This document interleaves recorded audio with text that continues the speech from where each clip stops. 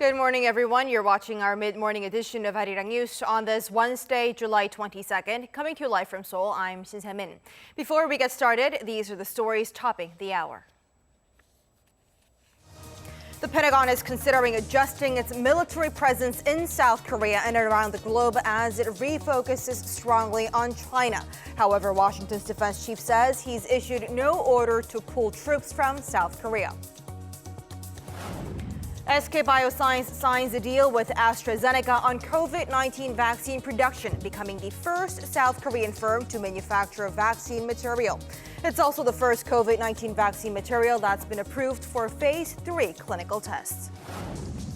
The South Korean Army on alert. At least 8 soldiers tested positive for COVID-19 at a frontline unit in Pocheon. No details on where or how the virus spread within the unit, but it pushes the total number of cases among the military to 66.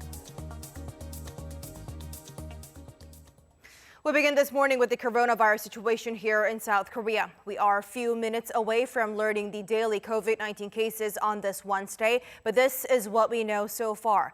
At least 8 soldiers have tested positive for the virus at a frontline unit in Pocheon, Gyeonggi-do Province, and details on how the virus spread within the army are still not yet known, as the full investigation has yet to take place just yet. But an army official has said that 2 of the soldiers confirmed to have the virus had been on vacation earlier this month, and accumulated COVID-19 cases in army alone now stands at 66. The head of the Pan American Health Organization says the COVID-19 pandemic in the Americas is showing no signs of slowing down. Director Carissa Etienne told a virtual briefing Tuesday that some Central American nations were seeing their highest weekly increase in cases since the first outbreak. Some 900,000 new cases were reported in the region over the past week alone, mostly in countries like Brazil, Mexico, and the United States. U.S. President Donald Trump said at a COVID-19 briefing Tuesday that vaccines are coming a lot sooner than expected, but did say that the situation will probably get worse before it gets better. In the meantime, a study by the U.S. CDC showed data from antibody tests in 10 different cities and states indicate that the number of coronavirus infections was 2 to 13 times higher than the reported rates. South Korea's SK Bioscience has agreed to produce AstraZeneca's experimental COVID-19 vaccine to help the British firm build global supplies of the vaccine, which has shown promise against the COVID-19 virus. SK Bioscience, AstraZeneca, and South Korea's health ministry on Tuesday signed a letter of intent with 3 major goals. 1, ensuring fast and stable production and exports. 2, boosting production capacity to cope with the demand. And 3rd, lastly, securing a domestic supply. The local biofirm will supply the ADZ-1222 material, which has generated keen global interest for being the first vaccine material given permission for Phase 3 clinical tests. SK Bioscience says production will take place at its vaccine factory in Andong, Gyeongsang-buk-do Province after fixing detailed manufacturing plans with AstraZeneca. It was a long and grueling process, but EU leaders have finally reached a deal on a budget for loans and grants to help the European economies hardest hit by the COVID-19 pandemic. The United States is also looking at another COVID-19 relief bill, but Republicans are split on whether to dish out more handouts. Our Chang Tae-hyun with more. After a marathon summit lasting 5 days, European Union leaders have finally reached a deal on a coronavirus stimulus package. I believe this agreement will be seen as a pivotal moment in Europe's journey, but it will also launch us into the future. French President Emmanuel Macron also called it a historic day for Europe. The deal reached Tuesday is worth $2.1 trillion and would help the hardest hit member states like Italy and Spain recover from the pandemic's economic fallout. It includes over $857 billion in low-interest loans and grants. The grants amount to $446 billion, and they do not need to be paid back. Some of the so-called frugal states, however, Austria, Denmark, the Netherlands, and Sweden, were opposed to the idea of allowing the EU to borrow money and give it out. Meanwhile, in the U.S., President Donald Trump is in discussions about another coronavirus relief package. Treasury Secretary Steven Mnuchin said Monday that Republicans plan to spend another $1 trillion to get kids back in school, boost hiring, and fund the development of a COVID-19 vaccine. The Democrats say the government needs to extend the unemployment benefit of $600 a week, but Republicans say many people won't go back to work if their benefits are more than their paycheck and would prefer another incentive to boost the economy. Payroll tax cut to me is very important. We're working on it. The House is scheduled to be in Washington until the end of this month, and the Senate is set to be in through August 7th, so time is of the essence. 장태현, Arirang News.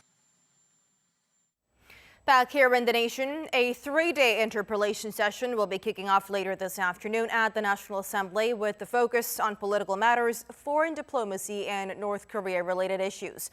Rival political party lawmakers are likely to bring up the current stalemate between the two Koreas, the denuclearization process on the Korean Peninsula, and the working group between South Korea and the U.S., a consultative body set up to coordinate North Korea-related policy. On Thursday, lawmakers will be questioning the government officials on the economy, zeroing in on the administration's failed attempts to cool the heated property market.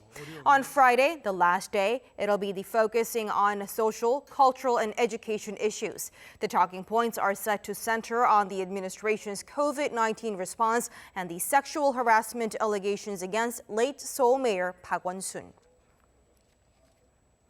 Ruling party lawmakers and the government have voiced the need to amend the tax bill for this year with the aim of helping the Korean economy overcome the COVID-19 pandemic. Here's the nation's top economic policymaker earlier this morning.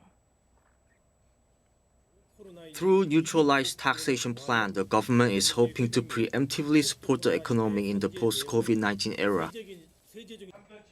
Apart from that, ruling party lawmakers have also expressed plans to cut stock exchange taxes as well as raise real estate-related taxes for those who own more than one home. And the finalized version of the amended tax bill will be revealed in the next coming hours.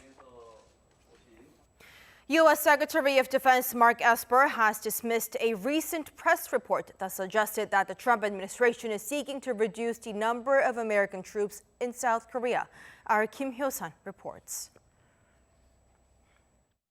U.S. Defense Chief Mark Esper made clear on Tuesday that he has not ordered any reduction in the number of U.S. troops stationed in South Korea, seemingly seeking to balance President Trump's desire to cut down the country's forces globally.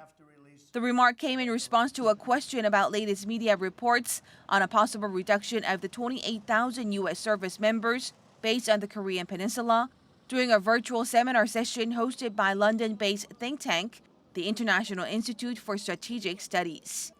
He also discussed the importance of the national defense strategy that he laid out upon taking office, which entails looking into every geographic combatant command, making sure the U.S. is optimized and positioned as well as possible.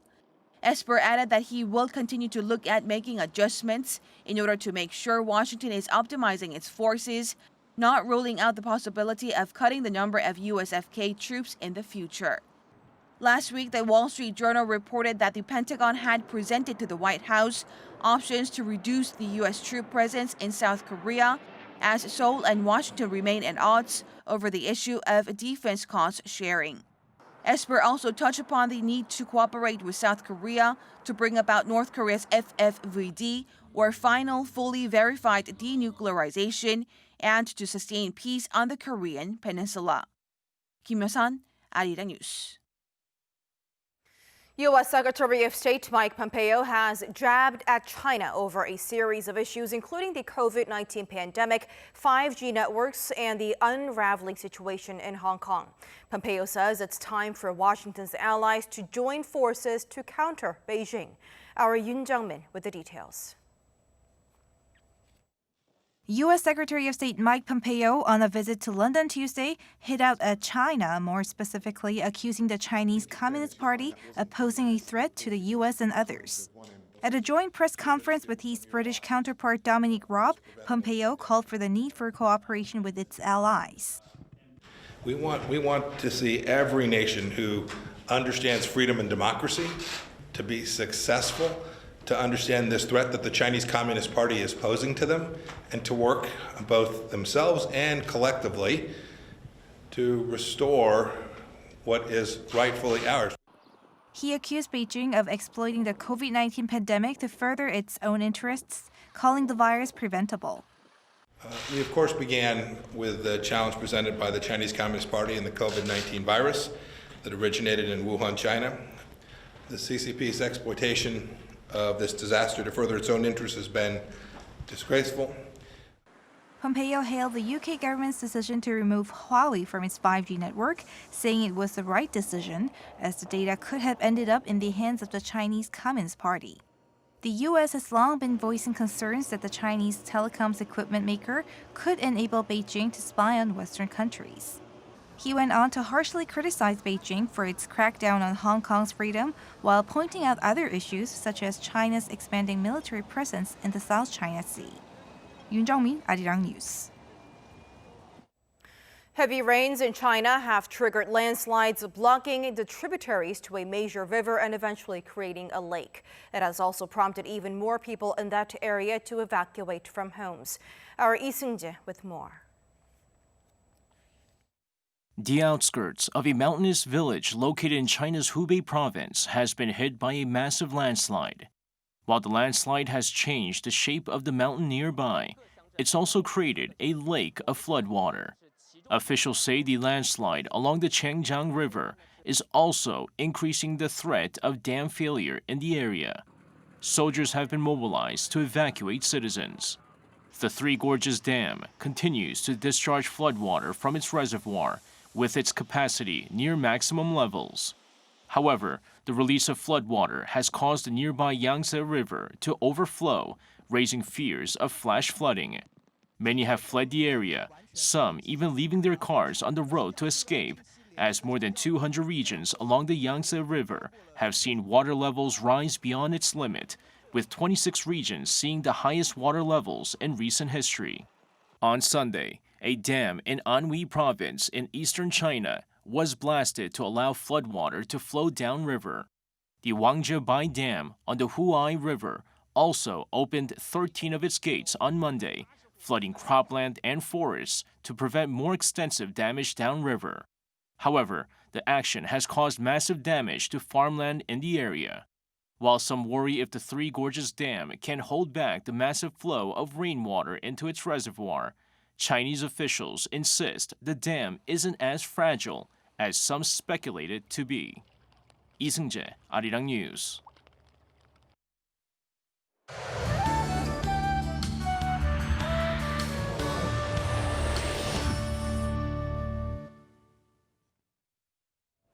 Good morning. Monsoon rain is here again, and the southern parts of the country are seeing heavy rain this morning with up to 30 millimeters an hour in some places.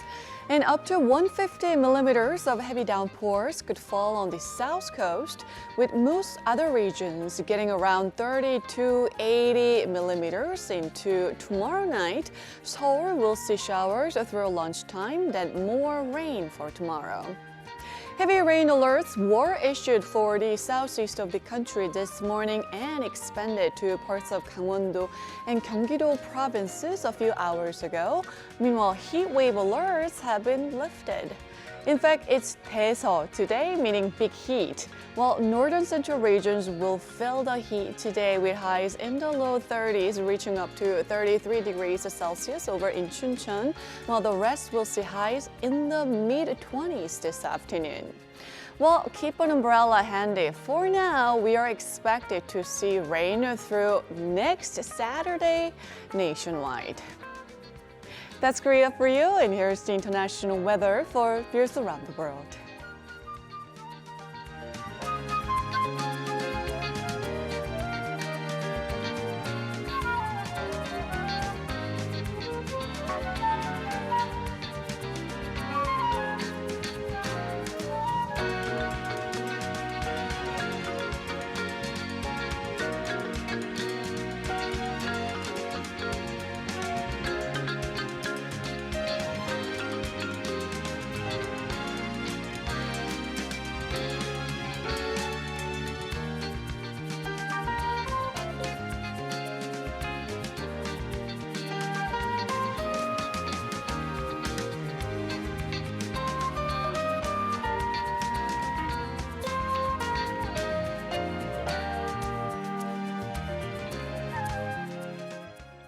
Before we go, we have learned moments ago that the country has added a total of 63 new COVID-19 cases just yesterday, with 34 of those being imported cases.